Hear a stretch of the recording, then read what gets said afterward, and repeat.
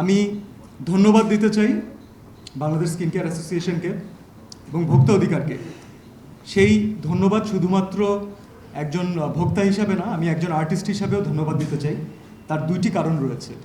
প্রথম কারণ হচ্ছে, দিনের শেষে আমরা প্রত্যেকেই কিন্তু একজন ভোক্তা, আমরাও কিন্তু কনজিউমার। এবং দ্বিতীয়ত, যেটা আমার কাছে আরও বড় গুরুদায়িত্ব মনে হয়, যে আমরা বিভিন্ন সময় বিভিন্ন প্রসাধনী সামগ্রীর গুণগান ভোক্তাদের সামনে তুলে ধরি, আপনাদের সামনে তুলে ধরি মিডিয়ার মাধ্যমে।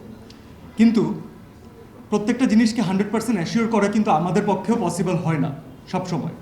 তবে আমরা তারপরে ট্রাই করি বেস্ট সাইটটাকে আপনাদেরকে যেন আমরা সুন্দরভাবে প্রেজেন্ট করতে পারি।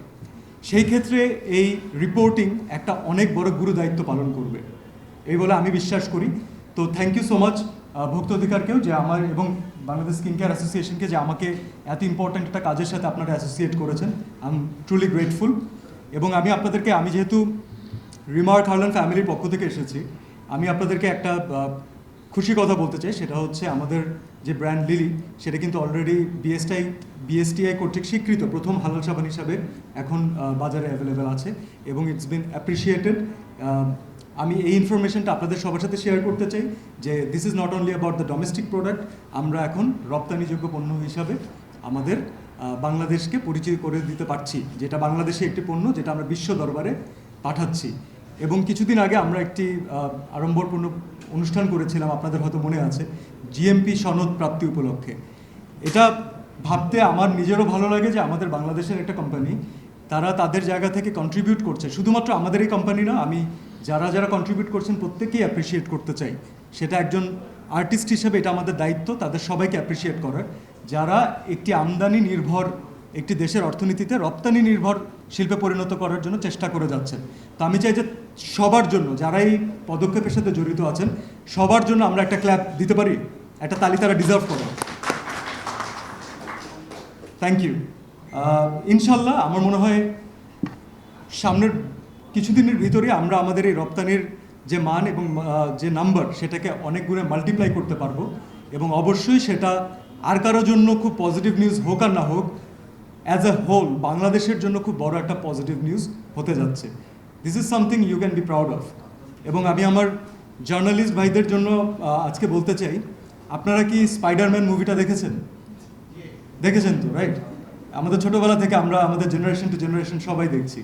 তো স্পাইডারম্যানে খুব সুন্দর একটা লাইন আছে, সেটা হচ্ছে, with great power comes great responsibility. যার উপরে সেই দায়িত্ব যত বেশি, তার করারও অনেক বেশি। তো আমি আপনাদেরকে আবার ধন্যবাদ দিতে চাই এবং মনে করিয়ে দিতে চাই যে আর্টিস্ট হিসাবে আমরা, ভোক্তা হিসাবে বাংলাদেশের সকল জনগণ, তারা কিন্তু আপনাদের এই একটা রিপোর্ট অথবা আপনাদের অনুসন্ধান গবেষণাধর্মী রিপোর্টগুলোর জন্য ওয়েট করে। কারণ তাদের এর মাধ্যমেই জানতে হয় যে তারা কাকে বিশ্বাস করবে এবং কাকে বিশ্বাস করবে না। আমি চাই আর্টিস্ট হিসাবে এটা আমাদেরও দায়িত্ব আপনাদের সাথে থাকার, একটা মহৎ উদ্যোগের সাথে থাকার, যতটুকু আমাদের সামর্থ্য আছে ততটুকু দিয়ে একসাথে যদি আমরা ভেজাল বিরোধী যে অভিযান আমরা শুরু করেছিলাম, মানহীন প্রোডাক্টকে আমরা যেন বয়কট করতে পারি এবং কোনো মতে সেটা ভোক্তাদের কাছে যেন না পৌঁছায়। কারণ আমি জানি একজন ভোক্তা যখন তার কোনো একটা প্রসাধনী সামগ্রী কেনেন, সেটা কিন্তু তার খুব কষ্টের দ্বারা লাঘব করা অর্জিত সেই অর্থ দিয়ে কেনেন। তো এটা আমাদের সবার দায়িত্ব, আপনার আমার সবার দায়িত্ব তাদেরকে সঠিক পণ্যটা বাছাই করতে সাহায্য করা, এবং এটা তার একটা মৌলিক অধিকার।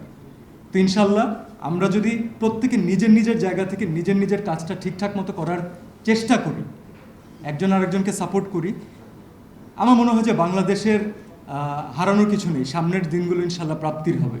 আপনাদের সবাইকে অনেক ধন্যবাদ, and I really appreciate this effort. Thank you so much. আসসালামু আলাইকুম।